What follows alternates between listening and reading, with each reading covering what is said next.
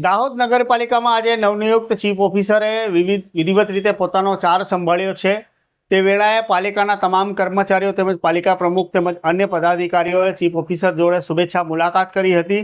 Chief ઓફિસરે charge સંભાળતાની સાથે જ પાલિકાના કર્મચારીઓના મળવાપાત્ર હક 7મા પગાર પંચના અમલવારીના સ્ટીકર પરના હુકમ ઉપર પ્રથમ સહી કરતા પાલિકાના કર્મચારીઓએ ચીફ ઓફિસરના આ કાર્યને તાળીઓથી અને ભારત માતાના જયઘોષથી વધાવી લીધું હતું।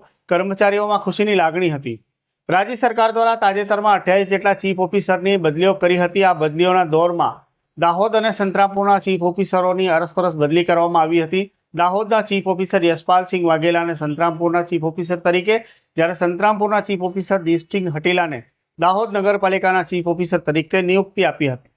આજે શ્રાવણ માસના સોમવારના શુભ દિવસે નવનિયુક્ત ચીફ ઓફિસર દીપસિંહ હટીલાએ મહાદેવના દર્શન કર્યા બાદ વિધિવત રીતે ચાર્જ સંભાળવા પાલિકામાં પહોંચ્યા હતા, જ્યાં પહેલેથી જ હાજર પાલિકાના કર્મચારીઓ તેમજ પાલિકા પ્રમુખ નીરજ ગોપી દેસાઈ, કારોબારી અધ્યક્ષ હિમાંશુ બબેરિયા, પૂર્વ કારોબારી ચેરમેન લખનભાઈ રાજગોર, વિવિધ સમિતિના ચેરમેન વિજયભાઈ ભરવાડ, જોગેશભાઈ, રાકેશ પ્રજાપતિ, નૃપેન્દ્ર દોશી, નગરપાલિકાના દંડક અહેમદ ચાંદ વગેરેએ તેમને બુકે આપી મીઠાઈ ખવડાવી ચીફ ઓફિસરને શુભેચ્છા પાઠવી હતી।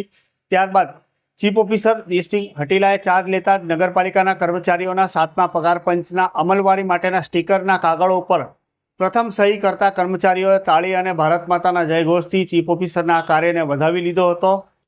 અગાઉના ચીફ ઓફિસર યશપાલસિંહ વાઘેલાએ પણ કર્મચારીઓને મળવાપાત્ર હકના 7મા પગાર પંચના અમલવારી માટેની તમામ પ્રોસેસ કરી દીધી હતી। ત્યારબાદ તેમની બદલી થતાં તેમની જગ્યાએ નવા નિમણૂક પામેલા ચીફ ઓફિસર દીપસિંહ હટીલાએ આ જે તેમના મળવાપાત્ર હક એટલે કે 7મા પગાર પંચના જે અમલવારીના સ્ટીકર ઉપરની જે સહી હતી એ સહી ઉપર પ્રથમ સહી કરી તેમનો વિધિવત રીતે ચાર્જ સંભાળ્યો છે, જેને લઈને દાહોદ નગરપાલિકાના કર્મચારીઓમાં આનંદની લાગણી છે, ખુશીની લાગણી છે। સાથે જ પદાધિકારીઓએ પણ નવા ચીફ ઓફિસરને આવકાર્યા હતા। હવે આગામી સમયમાં જે મહત્વપૂર્ણ કામો જે અગાઉના ચીફ ઓફિસર યશપાલસિંહ વાઘેલા છોડીને ગયા છે તેમને પૂર્ણ કરવાની તેમને બાહેધરી આપી છે અને દાહોદને જે લગતા પ્રશ્નો છે તેમને ઝડપથી નિકાલ કરવા માટે પણ ઝડપથી કામ હાથ ધરાશે તેવું આશાવાદ તેમણે મીડિયા સમક્ષ વ્યક્ત કર્યો હતો।